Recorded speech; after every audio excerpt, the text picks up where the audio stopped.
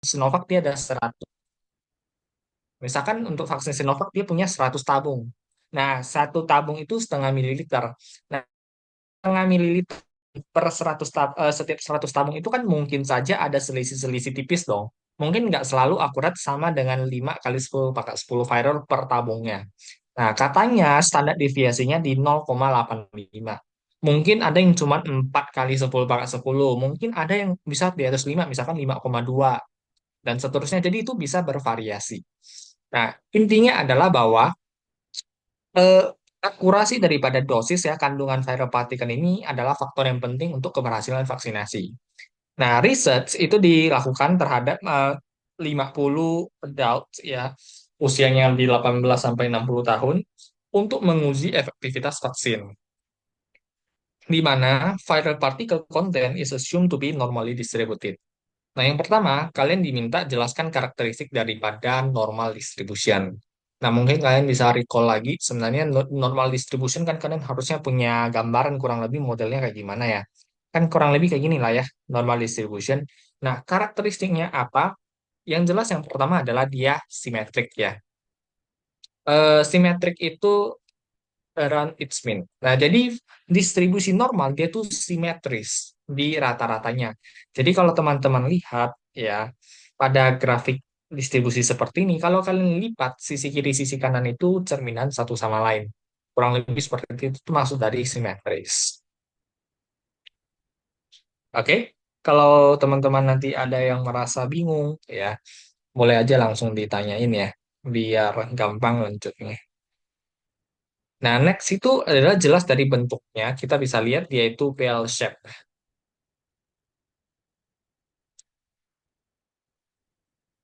Oke, jadi kalau kalian jelas ya, lihat bentuknya itu bentuknya lonceng lah ya. Dan yang ketiga itu dia sifatnya asimptotik ya. Asimptotik itu dalam artian bahwa details ya, ekornya ini makin lama tuh kan makin dekat dengan sumbu horizontal. Sumbu horizontal tuh ininya ya, yang ininya nih. Nah, ini tuh sumbu horizontalnya. Ekornya ini makin lama tuh sebenarnya makin menuju sumbu horizontal, tapi tidak pernah menyentuhnya. Itu disebut sebagai asimptotik. Jadi sebenarnya itu tiga karakteristik utama daripada si normal distribution. Ataupun kalau kalian mau tambahin, itu juga kalian bisa tambahkan dengan normal distribution can be completely described by two parameters ya. Distribution can be completely described by two parameters ya. Yaitu apa aja dua parameter yang dimaksud itu adalah mean and variance ya. Atau standar deviasi itu sama.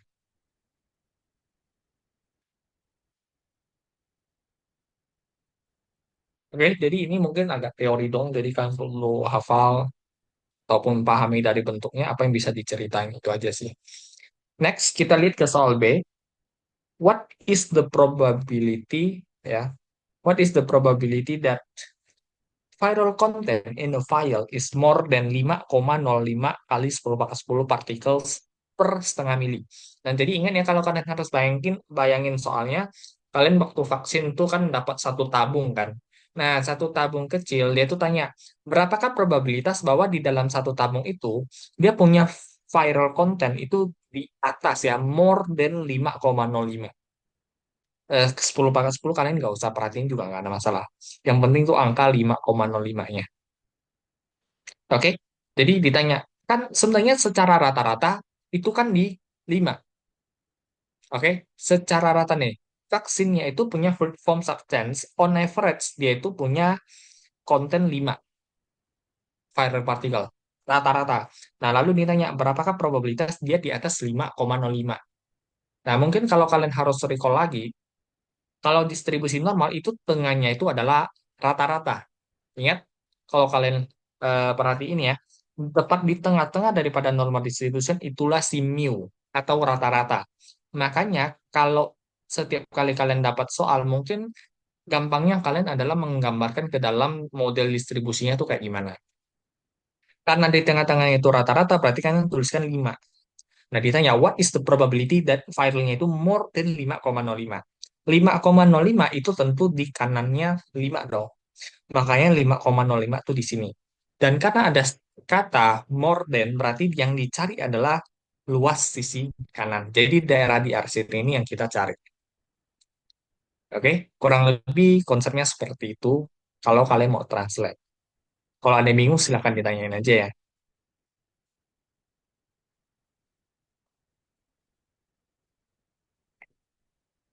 Nah, karena yang kita cari itu adalah wilayah sisi kanan, maka kita menuliskan statement probabilitasnya seperti apa. Jadi kurang lebih mungkin kayaknya, what is the probability that is greater than 5,05? Ya kan? More than. Jadi kita cari sisi kanan, sesuai tandanya lebih dari. Kalau kalian mau mencari probabilitas yang normal, step berikutnya adalah kalian harus convert dia ke standar normal. Karena kalau kalian recall lagi materi kemarin, bahwa variabel random apapun ya, jadi random variabel apapun yang terdistribusi secara normal, itu selalu bisa kita convert ke standar normal distribution atau kita notasikan Z. Jadi X itu selalu bisa teman-teman convert ke Z. Kalau kalian ingat lagi, standar normal distribution itu dia special case dengan mu-nya itu nol, standar deviasinya 1. Oke? Nah, ini kita harus coba konversi dia ke Z. Caranya, berarti kita harus ubah. Bagaimana caranya kita mengubah X itu jadi Z. Nah, kalau kalian ingat ya, cara kita ngubahnya itu kan berarti adalah X kita kurangi dengan mu ya. Kalau kalian ingat, X kurang mu dibagi standar deviasi. Itu kan rumusan convert dia ke standar normal. Nah, ini rumusannya nih. Jadi kalian hanya perlu berpatokan pada ini doang. X-nya ini itu adalah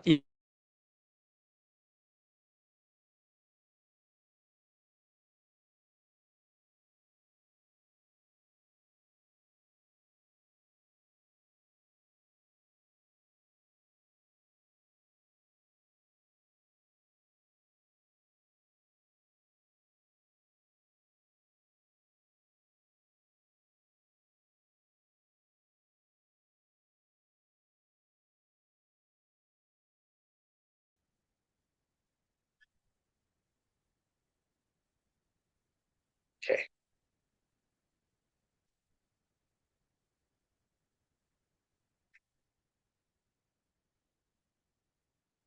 oke ya. Nah, jadi teman-teman kalau kalian hitung 0,05 dibagi 0,85, itu kan nilainya di 0,0588 ya. Atau kita bulatkan jadi 0,06. Oke, jadi pertanyaan what is the probability that X is greater than 5,05 itu sama seperti berapakah probabilitas Z di atas 0,06. Nah, kalau kalian udah convert dia ke Z, next step-nya itu adalah kalian lihat ke tabel Z. Jadi kalian look up ke tabel Z, angkanya kan 0,06 ya tadi ya. Nah, ini tabel Z, kalian tinggal cari angka 0,06. 0,06 kalian carinya adalah membaca dari ada kolom, ada row. Jadi ada sisi kiri sama yang sisi atasnya ini. 0,06 berarti kan 0,0 itu cari yang row 0,0 di sini. Nah, kalau 6 tinggal cari yang di sini. Sehingga 0,0 dan 0,06 kalau kalian tambah itu 0,06. Beres ya. Jadi kalau kalian lihat antara garis 0 baris yang 0,0 dan 0,06 itu ada angka 0,5239. Oke, 5239. Cuman kalian perlu ingat, pertanyaan kita adalah probabilitas dia di atas 0,06. Kalau tabel Z itu selalu memberikan kalian luas yang sisi kiri nih. Jadi kumulatif dari kiri ke kanan. Jadi angka-angka di dalam tabel itu adalah luas wilayah yang hijau. Padahal di soal kita lagi cari yang luas sisi kanan. Oke? Nah, kalau kalian kepikir berarti logikanya ya adalah bahwa kalau kita mencari luas sisi kanan tinggal satu dikurang luas sisi kiri kan. Gitu aja sebenarnya. Oke, jadi ini sebenarnya satu dikurang dengan tadi 0,06 itu probabilitasnya yang 5239 ya, 0,5239. Berarti jawabannya adalah 0,4761. Sampai di sini ada yang mau ditanyain atau ada yang merasa bingung? Jadi luas yang diarsir itu 0,4761. Itu maksudnya. Oke ya, kurang lebih kayak gitu.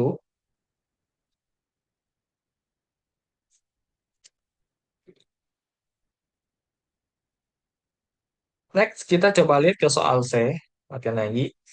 Find the probability that a vial contains between 4,95 sampai 5,05 viral particles per setengah mililiter fluid. Nah, kalau tadi itu adalah greater than more than 5,05. Sekarang adalah kalau dia di antara 4,95 sampai 5,05. Berarti secara gambarannya itu kurang lebih kayak gini.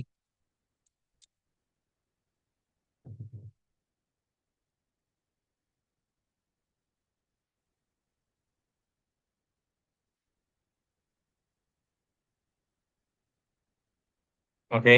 Nah, jadi kurang lebih gambarannya kayak gini nih. 5 kan tengah-tengah, 4,95 berarti di kirinya, 5,05 kanannya.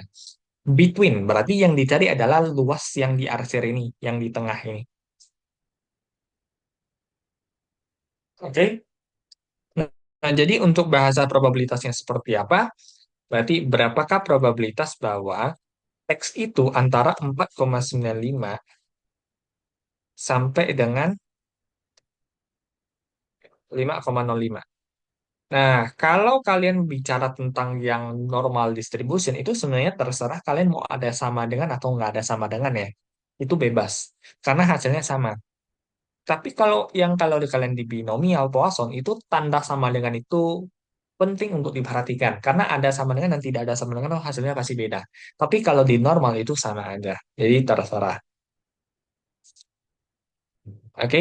Nah, jadi kita mencari probabilitas di antara dua angka. Seperti biasa, karena ini normal, kita bisa convert dia ke Z dulu. Nah, cara konversinya sama persis saja ya. Nah, jadi 4,95 dikurangi rata-ratanya di 5 dibagi standar deviasi di 0,85. Ini akan berubah jadi Z ya. Nah, ini juga sama. Ini nanti 5,05 dikurangi 5 bagi standar deviasi. Itu cara untuk convert dia ke Z.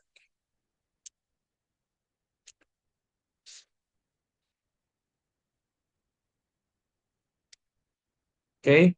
Nah, kalau kita convert, kalau kita hitung ya, ya 4,95 kurang 0, kurang 5 kan 0,05. Kalau kita bagi dengan 0,85 kan sebenarnya angkanya sama kayak tadi, cuman sekarang jadi negatif doang ya. Jadi negatif 0,0006 sampai dengan 0,06.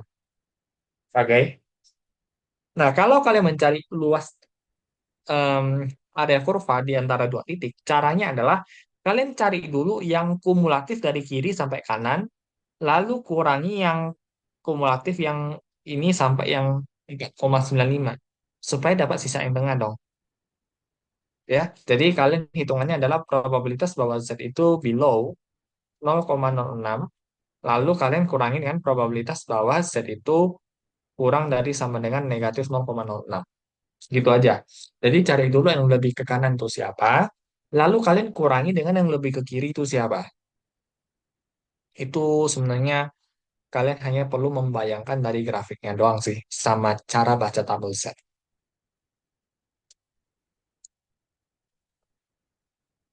Nah, probabilitas bahwa Z itu di bawah 0,06 itu tadi adalah 0,5239 ya. 0,06. Ini ya kalau kalian mau cek nih, 0,06 itu 5239. Next adalah kita mencari negatif 0,06. Nah, ini kan angka negatif itu kita lihat ya. Negatif 0,0. 0, 1, 2, 3, 4, 5, 6. Berarti 4761. Oke, 0,4761 itu adalah luas yang di bawah negatif 0,00. 0,4761. Oke, kalau sudah tinggal kita hitung aja pakai kalkulator selisih nilainya itu berapa. Sampai di sini ada yang masih merasa bingung, silahkan ditanyain aja.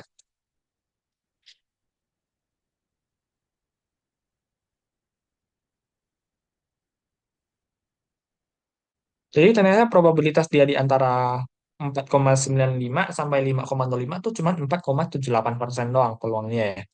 Jadi kecil sebenarnya. Harusnya dia bisa lebih mepet. Wah. Teman, ada yang bingung mau ditanyain silakan.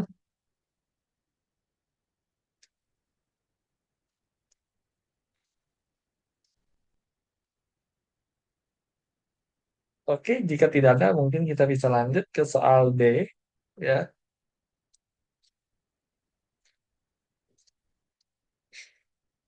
Nah, yang D kalau kalian lihat ya, what is the minimum viral particle content for 5% of vials with the most viral particle content? Nah, jadi di soal D, kalau kalian cek, dia pertanyaan adalah berapakah minimum viral particle content untuk 5% vials dengan particle content terbanyak, dengan viral particle content terbanyak. Itu pertanyaannya. Jadi bukan cari probabilitas, tapi kita cari tahu berapakah minimum viral particle content supaya dia menjadi 5% yang paling banyak. Ya, 5% files dengan viral content, content terbanyak. Nah, berarti kalian harus pikir lagi, kira-kira gambarannya seperti apa. Kalau viral particle content terbanyak, berarti kan dia posisinya di sisi kanan dong. Nah, 5% itu adalah luas yang sisi yang diarsir ini. Yang ditanya adalah yang di sini. Viral particle content di sini yang tanda tanya ini harus berapa sih? Supaya luas di sisi kanannya 5%. Oke, kurang lebih seperti itu logikanya ya. Nah, kalau seperti ini pertanyaannya adalah gimana cara kita selesainya? Jadi kalau kalian ingat lagi, selain kalian convert X ke Z, kalian tuh bisa convert kembali Z ke X. Itulah yang kalian butuhkan. Nah, sekarang kalian hanya perlu mencari tahu nilai Z-nya dulu, karena kalian berencana convert Z kembali ke X. Kalau kalian ingat lagi tadi persamaan kita, kalau mau Z, itu kan hitungannya bisa X kurang mu dibagi standar deviasi atau sigma ya, notasinya. X kurang mu dibagi dengan sigma. Nah, sekarang kita tuh bukan cari Z, tapi kita mau cari tahu X-nya.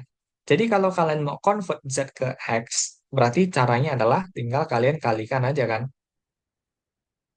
Berarti ini kalau kalian otak, dia menjadi mu ditambah dengan sigma kali Z. Oke? Nah, kalian kan mu udah tahu lah. Mu itu kan tadi rata-ratanya 5. Standar deviasi juga udah tahu 0,85. Satu-satunya angka yang belum kalian ketahui adalah nilai Z.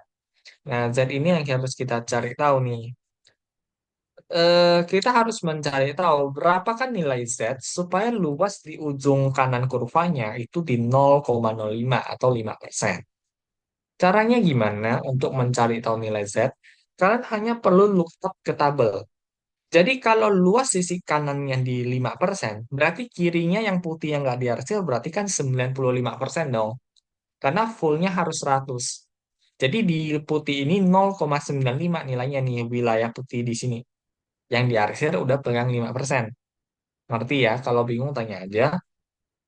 Nah, kalian tinggal look up ke tabel ini. Kalian lihat nih, yang mana angka 0,95 tuh. Jadi kita cek nih di angka di dalam tabel nih, yang mana 0,95 tuh yang paling dekat. Nah, kalau kalian cek di sini nih, 0,9495 dan 0,9505. 0,95 berarti kan di antara mereka berdua dong. Pas banget kan? Oke. Nah, berarti kan dia di row berapa sama kolom apa? Tinggal kalian cek tuh. 9495 dan 9505 itu ada di barisnya sih 1,6. Iya gak? Dia di 1,6. Lalu dia di kolom siapa? 0,04 dan 0,05. Berarti kurang lebih nilainya adalah di 1,645. Iya gak? Karena 4 dan 5 kan tengah-tengahnya 4,5. Berarti ya tambahkan dengan 1,6 di 1,645. Ada yang bingung untuk cara baca tabelnya?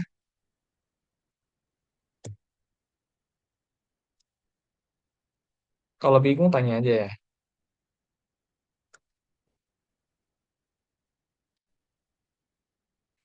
Nah, kalau kita udah ketemukan nilai Z, maka kita udah bisa coba solve kasus ini. Berarti X-nya itu adalah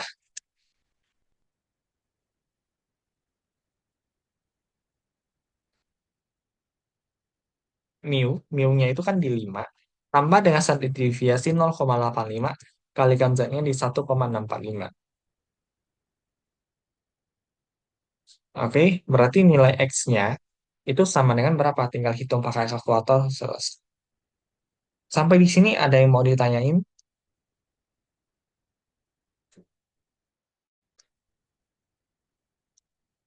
Kurang lebih jawabannya di 6, lah ya. Soalnya 6,398 gitu nilainya.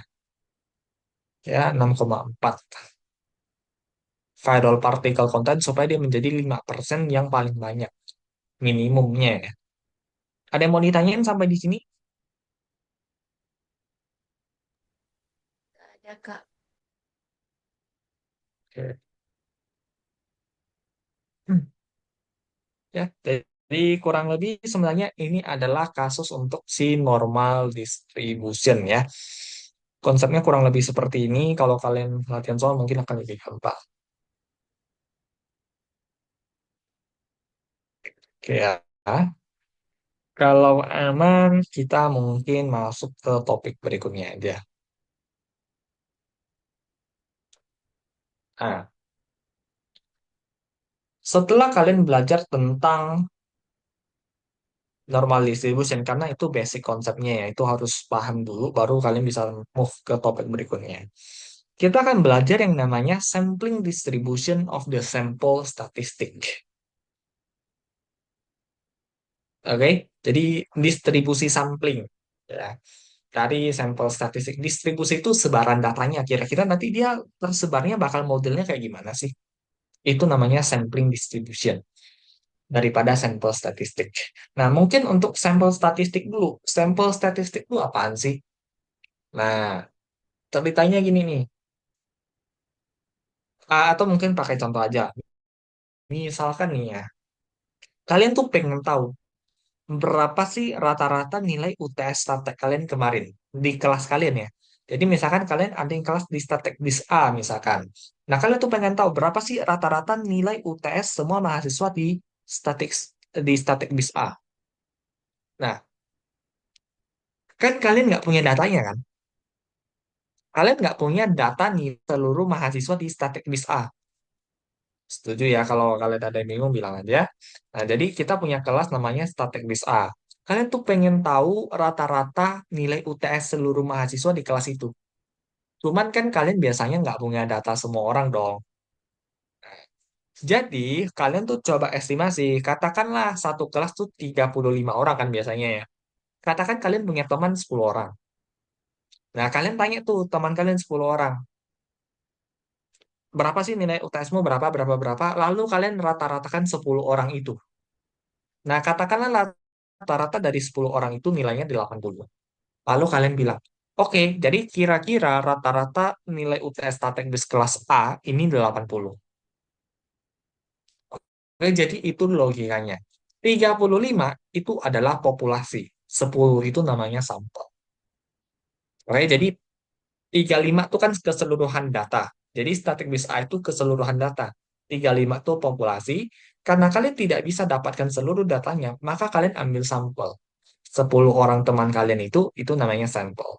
Untuk dapatkan nilai 80. Oke, kurang lebih seperti itu logikanya. Itu namanya sampel statistik. Untuk kasus ini sampel mean namanya.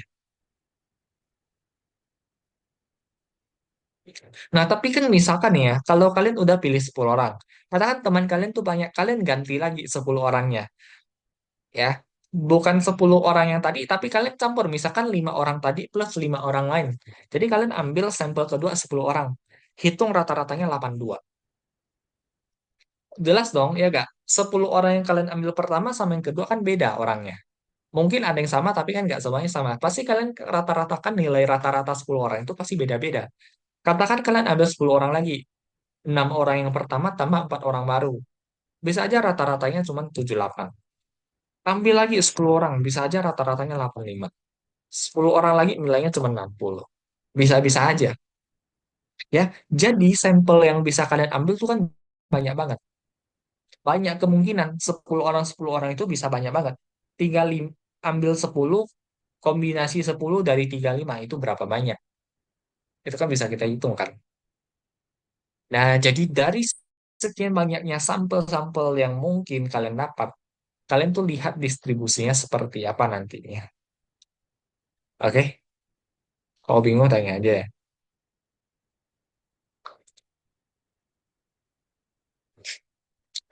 Nah, jadi itulah alasannya kenapa kalau kita itu belajar tentang sampel atau sampling nantinya.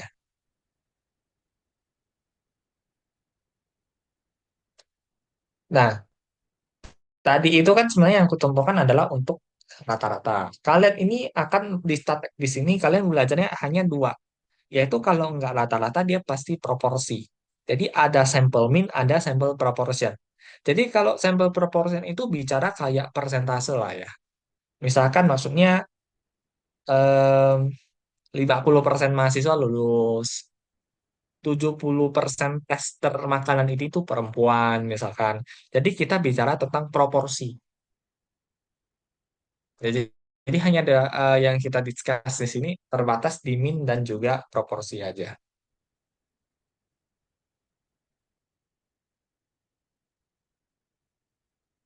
Oke. Nah, untuk membedakan notasi antara yang punya sampel dan punya populasi, biasanya populasi itu kalau rata-rata kan kita sebutnya mu ya. Itu notasinya yang ini mu. Tapi kalau sampel, rata-rata sampel kita pakainya X bar. Jadi rata-rata populasi itu mu, rata-rata sampel tuh X bar. Ini notasi. Nah, jadi tadi ya, kalau kalian perhatiin, kalau tadi ada begitu banyak sampel-sampel yang mungkin kalian ambil kan, kalian bisa ambil berapa banyak sampel, kalian hitung rata-ratanya. Nah, sekarang kita petakan tuh distribusi daripada rata-rata sampel X bar ya. Jadi ada X bar satu mungkin di sini, X bar 2 di sini, X bar 3 sini, X bar 4 di sini dan seterusnya ada berapapun X bar itu terserah. Kita petakan. Nah, terbentuklah distribusi katakan dia normal seperti ini. Nah, kalau distribusi daripada si sampel mean itu adalah normal, ya. Jadi, jika sampling distribution daripada sampel mean itu normally distributed, maka expected value daripada X bar itu adalah mu. Ya, jadi kalau kita hitung expected value-nya dari semua kemungkinan yang ada, itu akan sama dengan nilai rata-rata populasi. Sehingga kita sebut dia unbiased estimator. Oke? Next, kalau dia distribusinya seperti ini, dia punya variance. Variance daripada X bar itu adalah sigma square dibagi N. Oke, itu variance-nya. Sehingga standar errornya atau standar deviasi daripada si X bar itu menjadi sigma dibagi akar N. Karena kalian tinggal akalkan variance kan. Sehingga dapatnya sigma dibagi akar N.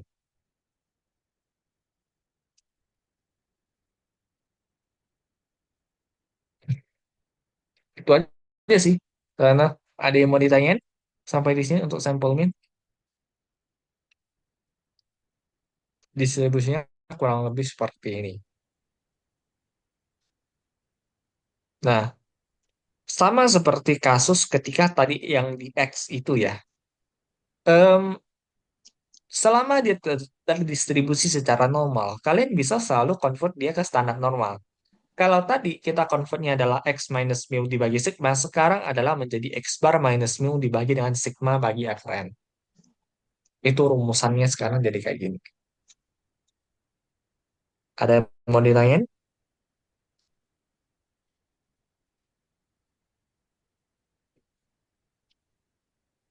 Oke.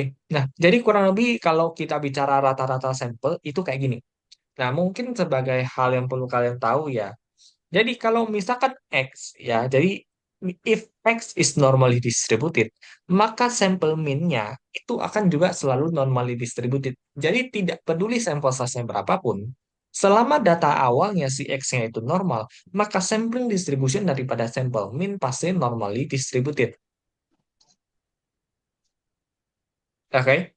Nah, tapi kalau X itu is not normally distributed, sampel mean-nya tidak otomatis distribusi normal.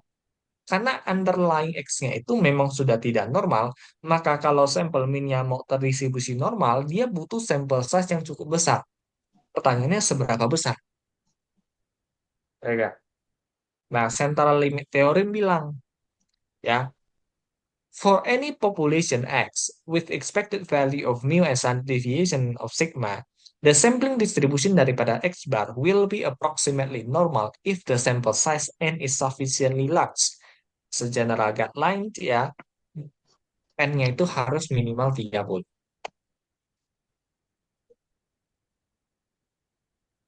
Jadi, jadi ketika kapan? Ketika sampel size kalian 30. Jadi kalau tadi 35 orang, itu ternyata datanya tidak normal, maka kalau kalian pakai sampel 10 orang itu nggak bisa approximate dia normal jadinya.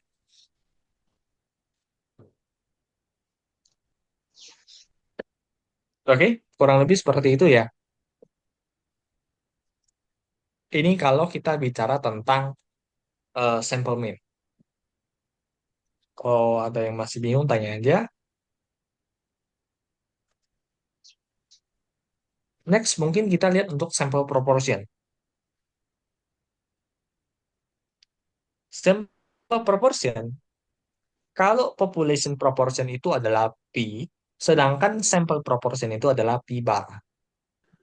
Oke, jadi ya atas kalian kasih horizontal line lah ya, jadi P bar sih ya. P bar, sampling distribution daripada sampel proportion pun itu bisa terdistribusi secara normal ya, dengan syarat X-nya itu memang normal dari awal ya. Sehingga kalau P bar itu terdistribusi secara normal, kita bisa petain dia menjadi seperti ini. Dan expected value daripada P bar itu nantinya adalah sama dengan P, yaitu population proportion. Sehingga lagi-lagi sample proportion itu sifatnya unbiased. Oke? Nah, sample proportion ini dia punya variance. Di mana variance-nya itu sebenarnya adalah P dikalikan satu minus P dibagi N.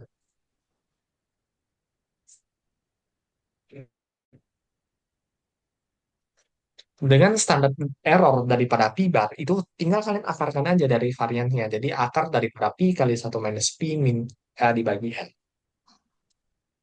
Itu untuk cara perhitungannya.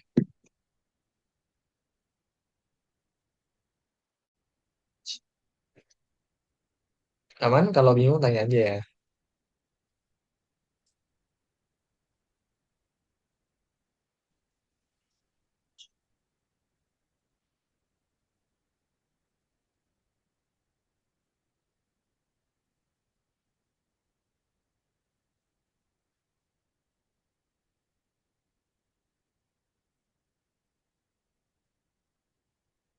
Nah, oke.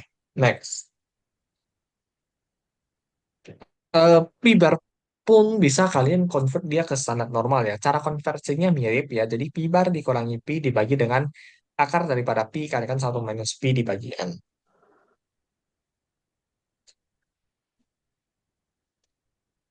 Kurang lebih seperti itu. Nah, jika sudah, oh mungkin ini juga yang satu ya. CLT. Jadi, for any population proportion P, the sampling distribution of P bar is approximately normal if the sample size N is sufficiently large. Segeneral guideline, maka dia harus N kali P at least 5 dan E kalikan satu minus P itu juga harus at least 5. Oke, jadi kalau kita bicara tentang sampling proporsi, apa namanya, sampel proportion pun ya. Jadi kalau memang dari awal X-nya itu tidak normal, dia secara bisa approximate bakal normal itu kalau N kalikan P itu harus minimal 5. Dan saat N kalikan satu minus P minimal 5 juga ya. Jadi dua-duanya ini harus minimal 5.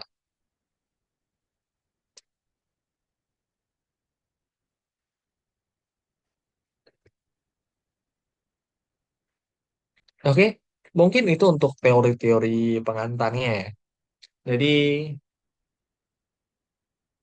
setelah kalian tahu sedikit lah ya tentang terkait dengan sampel mean, sampel proportion, distribusinya seperti apa ya, syarat dia untuk normal. Next, mungkin kita coba aplikasikan saja sebenarnya dari teori-teori itu sebenarnya penerapannya itu kayak gimana sih? Nah, kita lihat untuk soal pertama dulu ya. Eh, the result of a study ya, jadi hasil daripada suatu studi itu menunjukkan bahwa in general average daily sugar consumption per person itu di 40 gram dengan standar deviasi 8 gram. Jadi rata-rata konsumsi gula harian per orang ya itu tuh di 48 gram. Punya dengan standar deviasinya tuh di 8 gram. Sementara itu, diketahui pula bahwa the recommended safety limit of daily sugar consumption per person itu 50 gram. Jadi, ada batasan konsumsi gula yang aman per harinya orang, yaitu di 50 gram. A nutritionist conducted a study of a randomly selected 50 responden dari Cha-Cha-Cha region and wants to know the following. Jadi, seorang nutritionist, dia ini ada gizi lah ya. Dia itu lihat tuh, dia sampling tuh 50 responden di wilayah si Caca itu, dan dia dapat informasi untuk mengetahui sesuatu lah ya. Nah, pertanyaan pertama, berapakah probabilitas that the average daily sugar consumption per person exceeds the recommended safety limit of daily sugar consumption per person?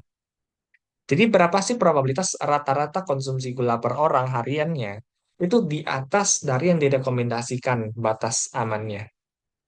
Berarti mungkin penulisannya gimana?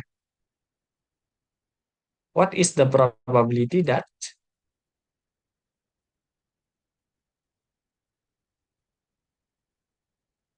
bar itu greater than kan exceed ya di atas yang safety limit. Safety limit tuh berapa tadi?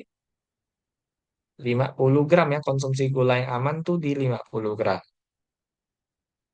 Nah, jadi pertanyaannya sebenarnya adalah what is the probability that X bar itu greater than 50? Nah, cara menghitungnya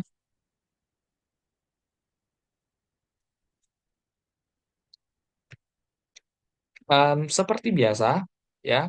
Jadi kalau kalian belajar tentang yang ini, ya, X-bar, kan kita perlu tahu dong, dia sebenarnya normal atau tidak, ya.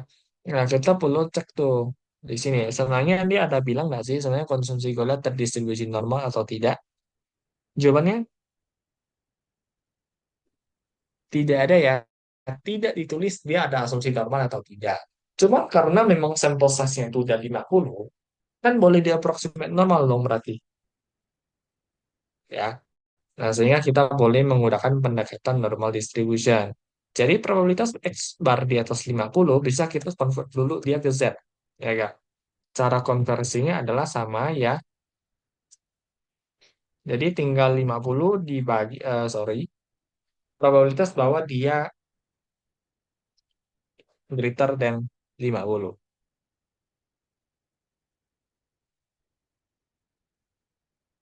Bisa? Kurang lebih kalau kita bicara tentang kayaknya ya, pertanyaannya itu kan kurang lebih seperti ini. Probabilitas bahwa X bar itu greater than 50. Nah, dari yang dia ambil ya, in general itu kan average daily sugar consumption itu di 48. Jadi ini kita akan 50 kurangi dengan 48. Karena average daily sugar consumption-nya itu kan sebenarnya X bar dikurangi dengan mu kan. Soal di atas kalau kalian mau convert ya ke normal, ini kan X bar kurang mu dibagi sigma bagi akar N. Oke. Nah, X bar kita itu kan tadi 50. Nah, mu kita itu di 48 nih. Karena dari result of study, so the bahwa di in general average daily sugar consumption itu di 48. Nah, jadi 50 kurang 48 dibagi dengan standar deviasinya tuh. Oke, standar deviasinya berapa? Tadi di 8 gram ya kalau nggak salah. Oh, iya ya, nih, standar deviasinya 8 gram dibagi dengan akar N. Akar N itu berarti nanti ini jadi akar 2, sorry, akar 50 ya. Karena 50 responden yang dia pakai. Oke. Nah, kalau sudah tinggal kita coba hitung sebenarnya yang di dalam kurung tuh berapa tuh nilainya. Jadi sebenarnya 50 kurang 48 itu kan nilainya 2 ya. 2 dibagi 8 dibagi dengan akar 50 ya. Jawabannya di 1,76 ya. Berapakah probabilitas Z di atas 1,77? Oke, karena hasilnya itu di 1,77 ya. Nah, greater than 1,77 berarti kalian tinggal cek di tabel Z ya. Nah, mungkin seperti ini tabelnya kayak tadi ya. 1,77 berarti ini 1,7 tinggal cari yang kolom ke-7. Berarti dia ada di sini nih. 9616. Nah, cuman ingat ya, ini 9616 tuh sisi kiri, yang ditanya tuh sisi kanannya. Berarti 1 dikurangi Z kurang dari sama dengan 1,77. Kalau ada yang merasa bingung, tanya aja.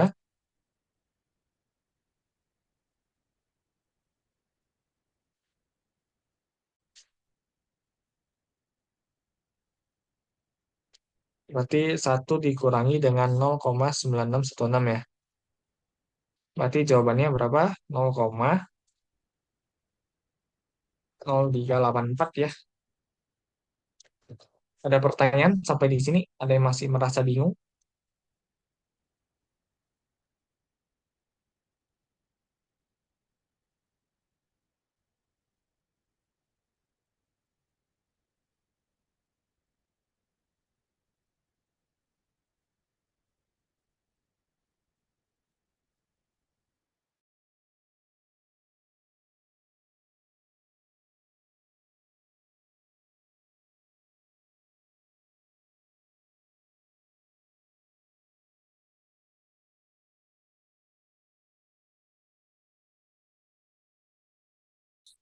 Terkait dampak konsumsi gula berlebihan. Diyakini bahwa setelah program edukasi itu, average daily sugar consumption per person itu bakal turun ke 47 gram. Jadi setelah diedukasi nih bahaya konsumsi gula melebihi batas amannya, katanya rata-rata konsumsi gula orang itu jadi turun tuh dari 48 jadi 47 gram. Jadi mereka mungkin makin sadar jadi turunkan konsumsi gulanya. Nah, tetapi dengan standar deviasinya yang 12%. Naik ya dari sebelumnya 8. Nah, sekitar 1 bulan setelah program itu, nutritionist itu kembali melakukan studi yang sama ke responden yang sama pula. Dengan informasi baru, berapakah probabilitas average daily sugar consumption per person exceeds the recommended safety limit of daily sugar consumption per person? Nah, jadi pertanyaan adalah berapakah probabilitas dia tembus recommended safety limitnya? Nah, jadi recommended safety limit kan sama tetap di 50 ya. Jadi probabilitas X bar di atas 50 itu tidak berubah. Nah, yang berubah itu adalah karena di rata-ratanya tadi setelah program edukasi itu diyakini turun dari 48 jadi 47. Standar deviasinya naik dari 28 jadi 12.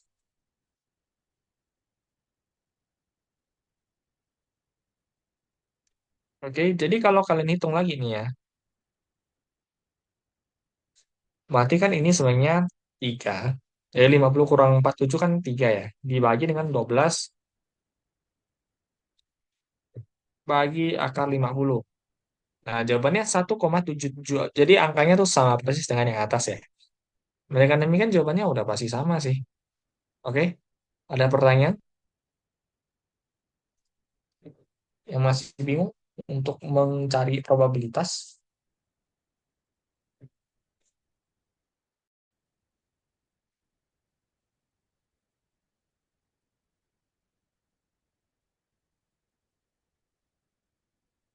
Oh, Kak, Oke, next. Oi, ya. izin tanya untuk angka 48 dan 47 itu dapat dari mana ya, Kak? Oke, jadi 47 48 tuh sebenarnya di soal tuh. Kalau 48 tuh di sini nih. Dari studinya average daily sugar consumption 48. Kalau yang 47 tuh dari sini. Katanya setelah program edukasi nih, oh sebenarnya konsumsi gula terlalu banyak tuh bahaya. Nah, rata-rata konsumsi nih, average dari sugar consumption katanya turun ke 47. Itu sih. Gimana? Aman? Kak, untuk 50 yang di atas, 50 min 48 itu, 50 Hmm. dari kilogram, sedangkan 50 yang ada di kurung, yang ada di akar itu 50 dari N ya. Oke, betul. Betul. Oke, oke, oke.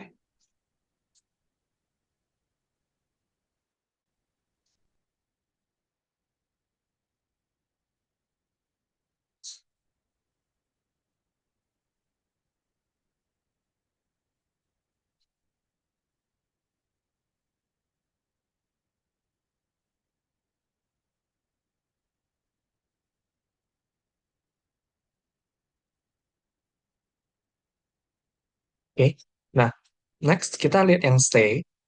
Explain the relationship between sample size and distribution mentioned in the central limit theorem. Nah, jadi di itu CLD itu adalah bicara apa sih?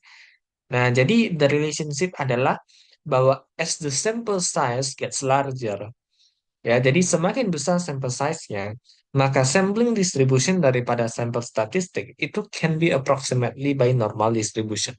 Jadi sebenarnya itu relationship-nya. Jadi semakin sampel size-nya itu besar, dia semakin bisa didekati dengan menggunakan normal distribution. Itulah yang dimention oleh CLT. Makanya tadi dia bilang tuh, jadi sebenarnya nggak apa-apa kalau X-nya itu tidak normal. Ya, jadi for any population X ya, itu bisa di approximate normal kalau dia besar. Kalau dia bisa di, kalau dia punya N yang cukup besar. Besarnya itu berapa? Dia bilang minimal 30. Jadi semakin besar tuh N-nya, itu semakin bisa didekati menggunakan normal distribution. Oke?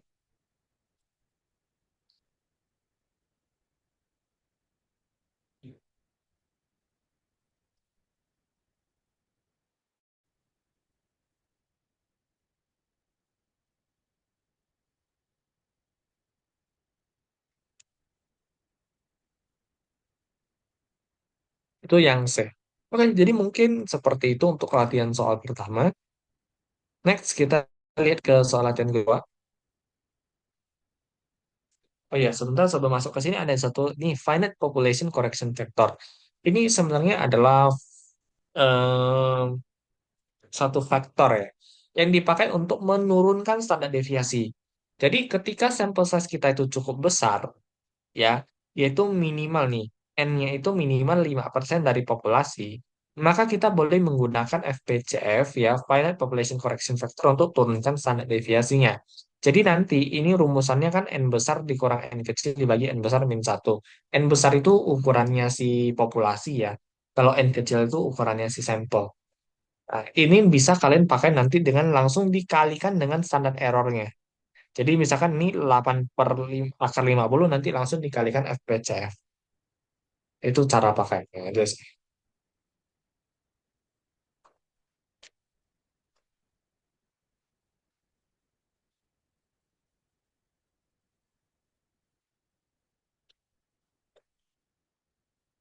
Oke, next kita lihat ya. Yang nomor dua, seorang produsen ban ya, mengatakan bahwa ya, dibilang nih, the mileage of certain kind of tire is on average 60.000 mil. Jadi katanya usia pakainya lah ya, itu bisa sampai 60.000 mil tuh.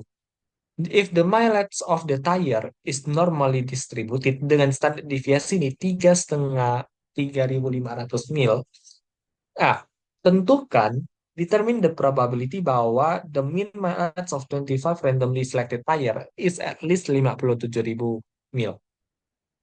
Nah, ditanya nih, probabilitas min ya, dari rata-rata dari 25 randomly selected tires itu minimal 57.000. Mungkin secara grafik tuh kayak gimana?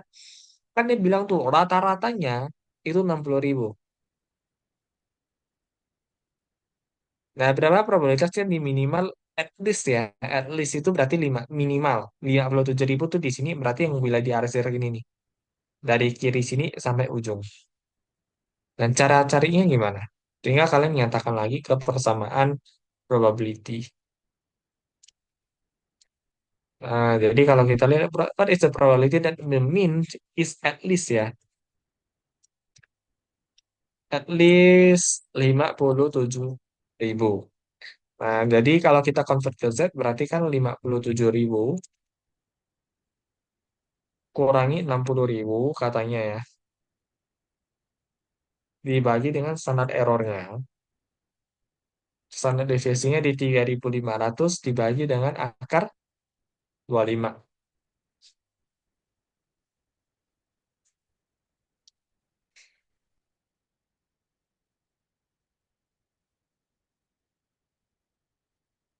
Jadi probabilitas bahwa Z itu greater than berapa? Ini tinggal kita hitung aja ya. Min 3.000. Jadi min 3.500, sorry, min 3.000. Kita bagi dengan 3.500 bagi dengan 5 ya. Minus 428. What is probability bahwa Z itu greater than minus 4,29 lah ya. Pertanyaannya seperti ini. Nah, kalau dia greater than minus 4,29, berapakah jawabannya? Kalian tinggal cek di tabel ini. Sebenarnya tanpa perlu dicek juga udah kadang-kadang ya. Nih, ada nggak angka negatif 4,29? Nggak ada. Yang paling besar tuh cuma sampai 3,99 nih. 4,29 tuh udah nggak ada yang negatif. Ya, jadi ini kan kalau kita cari sisi kanan berarti kan ingat ya boleh dimainkan jadi satu min. Nah, kurang lebih seperti ini.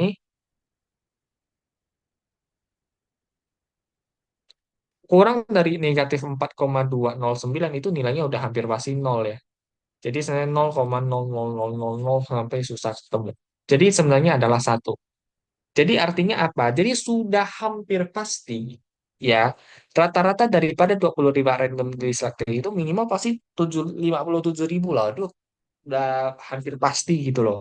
Minimal 57.000. Sangat kecil kemungkinan dia di bawah 57.000. Oke. Ada yang mau ditanya? Ada yang masih merasa bingung?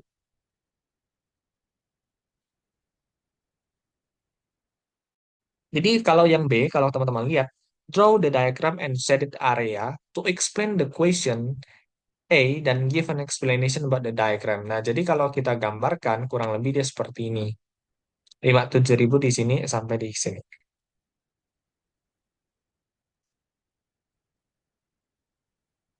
Oke, ada yang bingung? Ada yang mau ditanyain? Silakan.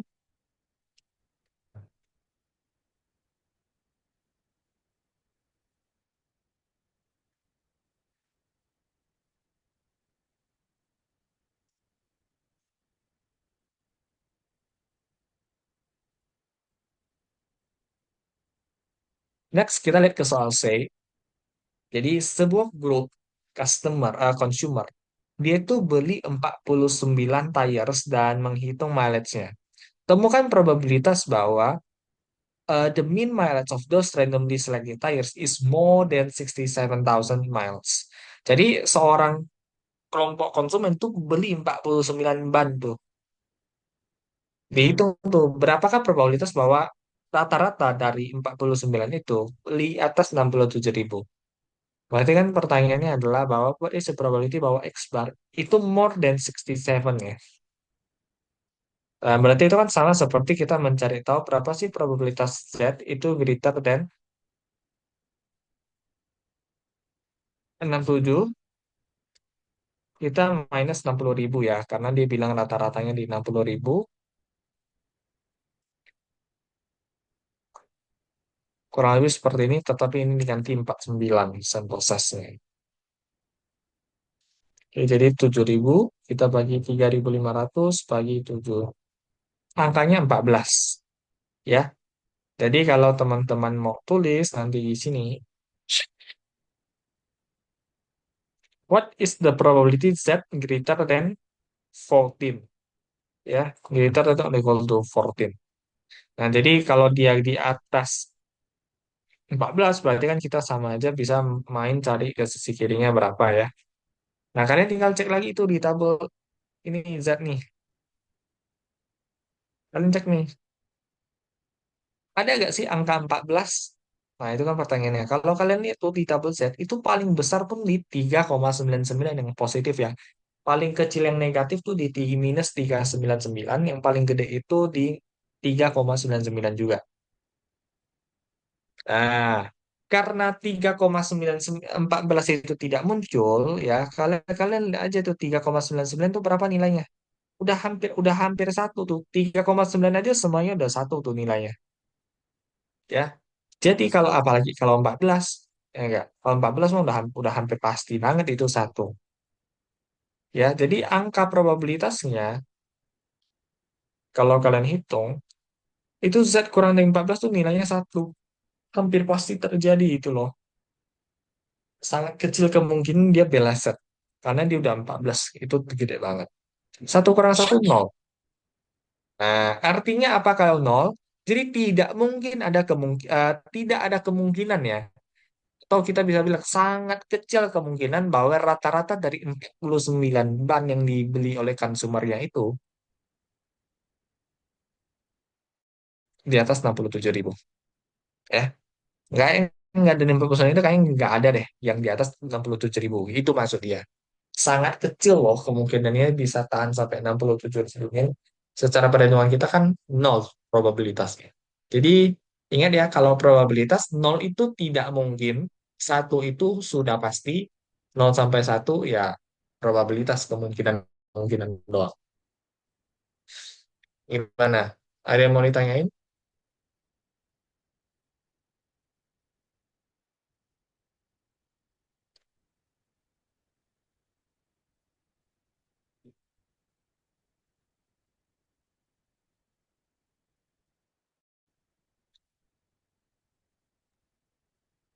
Kak, mau tanya Kak, untuk Hmm. rumus satu min P dalam kurung Z lebih dari, kurang dari min 4,9 itu udah pasti atau kayak gimana Kak? Oke, kalau kamu mencari luas kan sebenarnya tergantung soalnya. Jadi kalau soal itu cari luas sisi kanan, ini kan greater than berarti luas sisi kanan kan. Nah, Iya. oke ya setuju. Nah, karena tabel Z kita itu selalu hitungnya dari kiri ke kanan, bukan hitung yang sisi kanan. Ngerti gak kalau ini? Hmm. Iya. Oke ya. Jadi angka-angka di tabel Z itu yang selalu luas kiri. Kita tuh maunya luas kanan. Nah, kalau kita mau luas kanan berarti kita mau tidak mau satu kurang yang kurang Oh, dari. oh dikomplementkan gitu ya. Betul, dikomplementkan.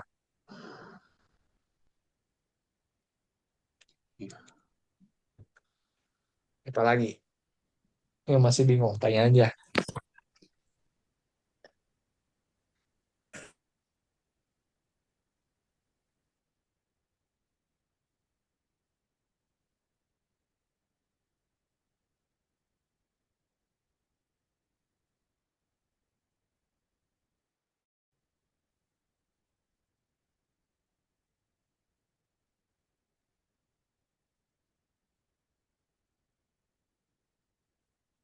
Nah, next yang D. So the process of answering question C ya. Jadi tunjukkan proses kalian menjawab soal C dalam satu diagram dengan shaded area dan give an explanation for the result. Nah, jadi tadi itu kan berapakah probabilitas dia tuh kan ada satu grup customer tuh beli 49 ban tuh. Berapakah probabilitas dia tuh punya rata-rata di atas 67.000. Nah, tadi kan hitungan kita tuh nggak mungkin nol, ya kayak nggak mungkin lah punya usia pakan 67.000 mil di atas itu. Nah, jadi 67.000 mil itu karena hampir pasti nggak mungkin, ya kalian letakin paling ujung di sini nih. Jadi probabilitasnya hampir pasti nol. Oke, ini di tabelnya X bar, bawahnya itu di Z14. Oke, jadi kecil sekali kemungkinannya, hampir tidak mungkin, hampir mustahil lah, gitu istilahnya. Ada yang mau ditanyain?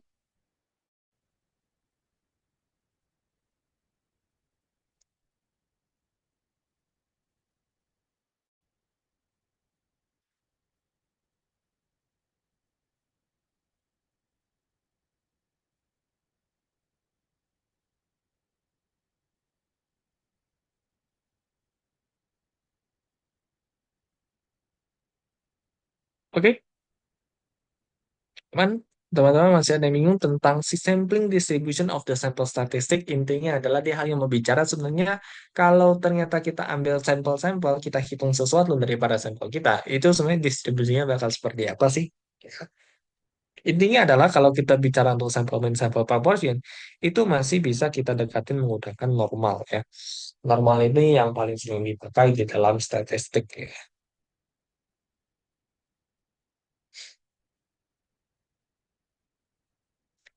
Oke, silakan teman-teman. Kalau masih ada yang bingung, ada yang mau ditanyain, silakan aja. Mungkin dari topik-topik sebelumnya ya tentang normal distribution itu fine sebelum kalian masuk ke sampling distribution.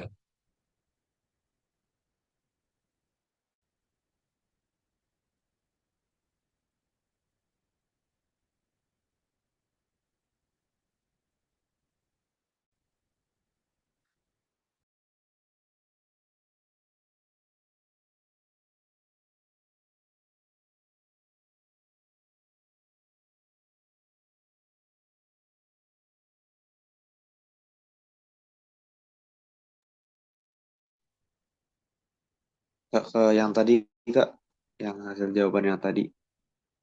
Oke,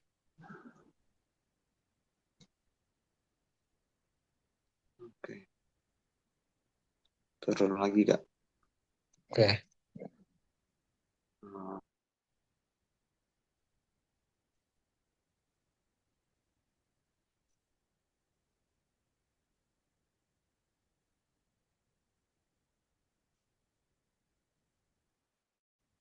Berarti pertanyaan A dan B, eh pertanyaan A, B dan pertanyaan C, D itu sebenarnya pertanyaan yang sama ya, Kak. Cuman diulang aja. tuh hanya angkanya berubah doang sih ya. Oh, angkanya berubah. Oke. Ya, angkanya berubah doang.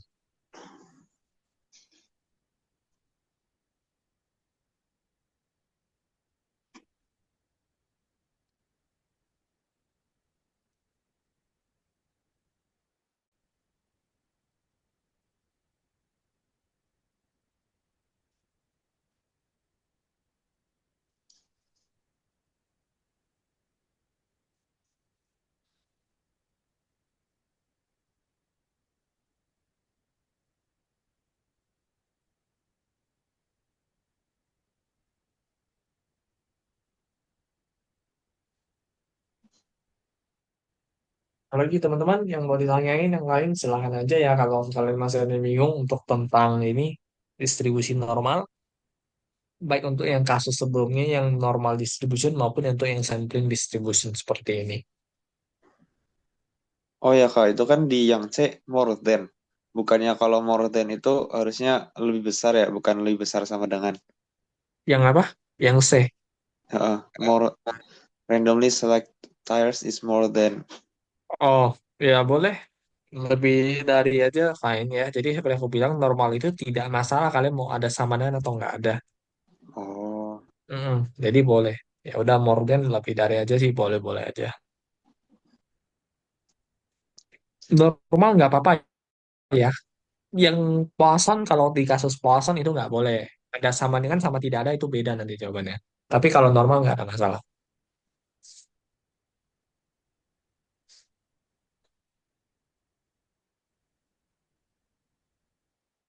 Karena yang normal ini dia kan tipenya udah continuous ya. Sedangkan kalau yang di puasan dia tuh masih discrete ya.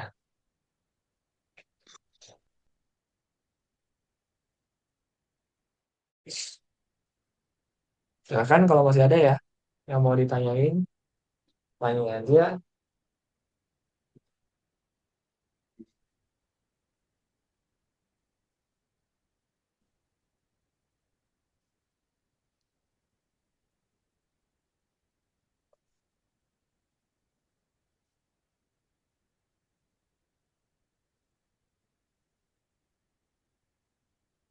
Kak, boleh nanya kalau misalnya yang 4,29 itu jadi 00 itu gimana, gimana maksudnya Kak tadi? Aku telat datang. 4,95 jadi, Jadi yang 00 ini Kak, yang min 4,29. oh oke boleh. Nah, jadi tadi pertanyaan di soal adalah, kan dia nih produsen ban nih ya. Ditanya tuh berapakah probabilitas rata-rata dari 25 ban yang diproduksi itu bisa bertahan minimal 57.000 mil. Nah, jadi list itu kan berarti lebih dari sama dengan 57.000. Nah, kita convert tuh karena X barnya ini terdistribusi normal, kita bisa convert dia ke Z dengan cara seperti ini. Jadi X bar minus mu dibagi sigma bagi akhir N. Nah, tadi angka ini kalau kalian hitung, kita ketemu hitungnya tuh ketemunya minus 0,29. Nah, jadi kita hendak mencari probabilitas Z greater than minus 4,29. Jadi cari luas sisi kanan. Jadi istilahnya gambarannya kayak gini nih. Jadi startnya di 57.000, kita cari wilayah di arsir ini yang ke kanan. Nah, itu berapa? Nah, cuman kan tadi yang seperti yang aku jelasin, tabel Z itu kumulatif dari sisi kiri. Dia itu justru bukan memberikan luas sisi kanan, tapi yang dikasih ke kalian tuh luas sisi kiri yang hijau ini. Yang kita cari tahu tuh yang kuning, yang ke sisi kanan gitu lah intinya. Nah, karena kita butuhnya sisi kanan, berarti kan hitungannya gampang, tinggal satu kurang yang sisi kiri. Makanya aku balik di sini. Jadi satu kurang probabilitas Z itu kurang dari min 4,29. Oke, jadi tandanya tadi lebih dari, sekarang kita balikkan dia jadi kurang dari, supaya carinya sisi kiri. Nah, sekarang pertanyaanmu tadi, kenapa 4,29 itu bagaimana caranya jadi 0,0000? Nah, tinggal kita cari aja sebenarnya. Minus 4,29 itu masih ada di tabel gak di sini? Angkanya udah nggak muncul. Kalau kamu perhatikan aja, kalau minusnya makin besar, itu angkanya makin menuju nol, ya nggak? Di minus 3,0 itu 0,0013. Pas di minus 3,9 itu udah 0,0000. Ya, apalagi di minus 4,29. Minus 4,29 udah pasti 0,00000 sekian. Karena dari 3,9-nya udah 0,000 sekian. Oke, makanya di sini aku langsung tulis 0,0 terus gitu loh. Gimana? Oh, berarti kita nyari hasilnya Z itu berapa, terus kita baru balik ke tabel Z ya? Betul, itu urutan kerjanya kayak gitu. Harus cari Z-nya dulu tuh berapa. Baru bisa hitung. Oke, Kak. Kasih, Kak. Oke,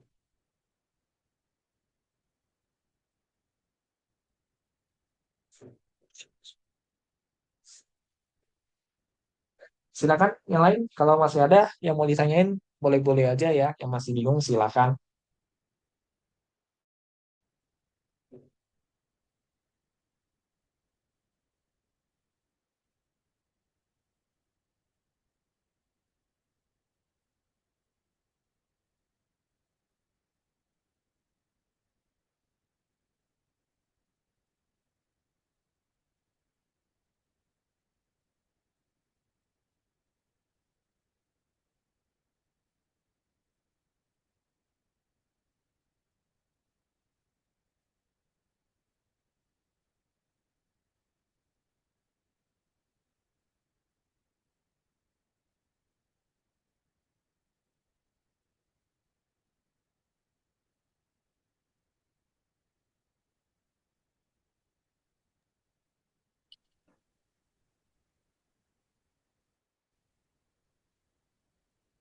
Kak boleh turun.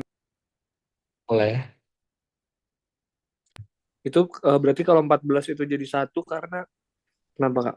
Karena dia udah lebih dari 14 jadi satu. Nah, ini kebalikannya tuh. Sekarang kita lihat ini karena positif ya. Ini kan kita 14, berarti kita cari angka yang positif tuh. Nah, kalau tabel Z, ini kalau dia makin besar, angkanya tuh makin mendekati satu, ya ga? Nah, kalau kamu lihat di angka 3,0 itu 0,9987. Pas 3,9 dia udah satu. Jadi kalau makin besar tuh angkanya menuju satu. Apalagi 14. Jadi 14 sudah pasti satu gitu loh. Makanya di sini tuh jadi satu. 11 itu nilainya satu. Gimana? Oh, berarti kalau udah di atas tadi itu tuh udah pasti langsung satu ya, bukan 1,111 gitu. Nggak nambah. Hasil, ya, dia udah pasti satu kan mentok di satu ya. Probabilitas mentoknya di satu ya. Jadi nggak Oh ada iya, di atas satu. Nah, iya benar-benar lupa-lupa. Makasih, Kak. oke.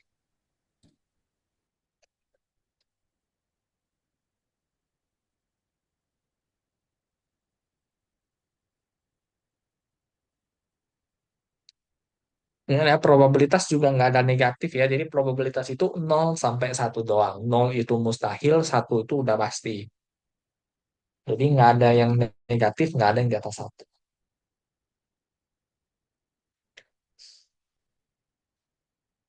Ada lagi semuanya yang mau dicoba, ditanyain.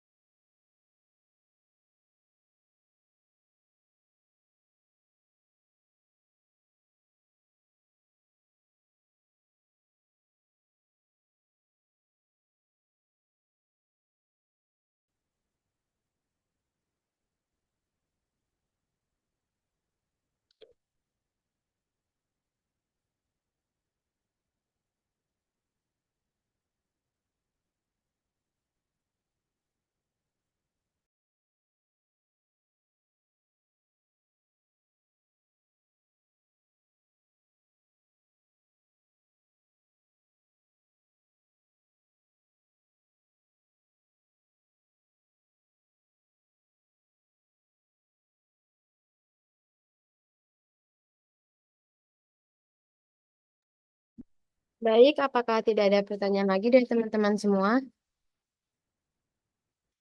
Jika tidak ada, mari kita tutup sesi pembelajaran statistika ekonomi dan bisnis pada malam ini ya. Terima kasih kepada Kak Winarko yang udah meluangkan waktu untuk kita semua belajar statekbis malam ini. Dan terima kasih teman-teman semua untuk eh, yang telah berkontribusi malam ini dari awal sampai akhir untuk mengikuti Island Statekbis ini. Terima kasih semuanya. Boleh live ya. Makasih, Kak.